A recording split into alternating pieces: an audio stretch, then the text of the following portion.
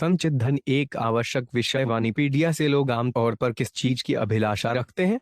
भौतिकवादी विचारों से प्रभावित लोग आमतौर पर धन चाहते हैं। वे धन चाहते हैं। धन का संचय प्रगति, स्वतंत्रता और स्वतंत्रता का संकेत हो सकता है, लेकिन धन के इस अनावश्यक संचय का वास्तविक परिणाम इस चिंता के साथ होता है कि इसे कैसे ठीक से निवेश किया जाए और इसे लुटेरों से कैसे बचाया जाए। विडंबना यह है कि व्यक्ति जितना अधिक धन संचित करता है, उतना ही वे एक भौतिक प्राप्ति की जंजीरों में कसता जाता है। जितना अधिक धन, उतनी ही अधिक चिंता, अवसाद और दुर्गुण। इस मानव जीवन के उत्तरदायित्व को न जानते हुए वासना और लोभ से प्रेरित भौतिकवादी व्यक्ति के लिए सुख कहाँ है?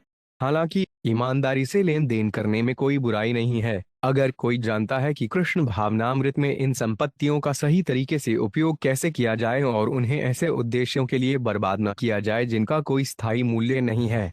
श्रील प्रभुपाद की पुस्तकें, व्याख्यान, वार्तालाप और पत्र इस आवश्यक विषय की एक व्यापक प्रस्तुति प्रदान करते हैं, जैसा कि वाणी कोट्स एक्यूमुलेटिंग वेल्थ श्रेणी में देखा गया है। निम्नलिखित 8 उदाहरणों में उनकी पुस्तकों से एक परिचय नीचे दिया गया है। श्रील प्रभुपाद की पुस्तकों के उदाहरण: अनियंत्रित कामुक व्यक्ति शरीर की संपत्ति के साथ खिलवाड़ करते हैं और धन जमा करते हैं, लेकिन शरीर की शक्ति का उपयोग आत्म साक्षात्कार के लिए किया जाना चाहिए, इंद्रिय तृप्ति के लिए नहीं।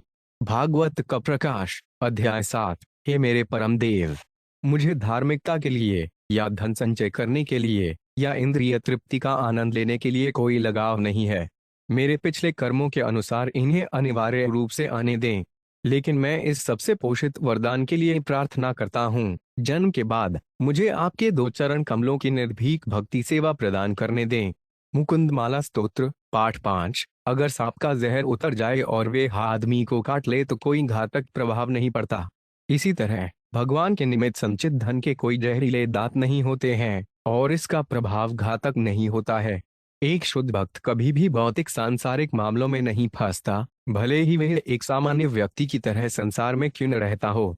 श्रीमद् भागवतम 3.9-6। किसी के पास धन की रक्षा करना कितना कठिन है, इस पर विचार करके कोई भी धन संचय करने की इच्छा को छोड़ सकता है। यदि कोई अपने पास बड़ी मात्रा में नकदी रखता है, तो वे हमेशा इसे ठीक से रखने के लिए चिंतित रहता है। इस प्रकार यदि कोई धन संचय करने के नुकसान की चर्चा करता है, तो वे स्वाभाविक रूप से बिना किसी कठिनाई के व्यवसाय छोड़ सकता है।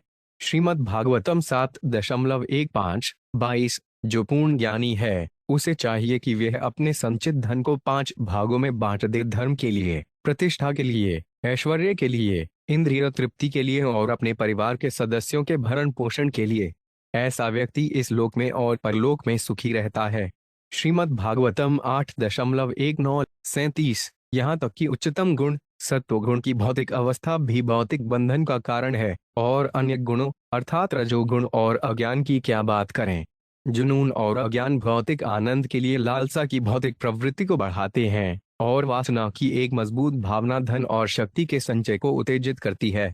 श्रीमद् भागवत 1.13-54। कर्मी हमेशा अपनी इंद्रिय तृप्ति के लिए धन संचय करने के लिए उत्सुक रहते हैं, लेकिन उस उद्देश्य के लिए उन्हें बहुत कठिन परिश्रम करना चाहिए। फिर भी वे कड़ी मेहनत करते हैं, परिणाम संतोषजनक नहीं होते हैं। दरअसल कभी कभी उनके काम का परिणाम निराशा ही होता है, लेकिन जिन भक्तों ने भगवान की सेवा के लिए अपना जीवन समर्पित कर दिया है, वे बहुत अधिक मेहनत किए बिना पर्याप्त परिणाम प्राप्त कर सकते हैं। ये परिणाम भक्त की अपेक्षाओं से अधिक हैं।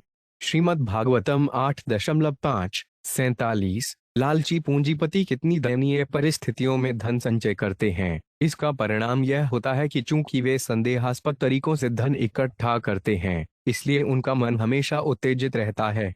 इस प्रकार वे रात को सो नहीं पाते और नींद को आमंत्रित करने के लिए उन्हें मानसिक शांति की गोलियां लेनी पड़ती हैं, और कभी कभी गोलियां भी विफल हो जाती हैं।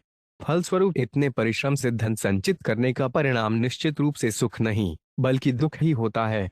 श्रीमद् भागवतम 7.13-32।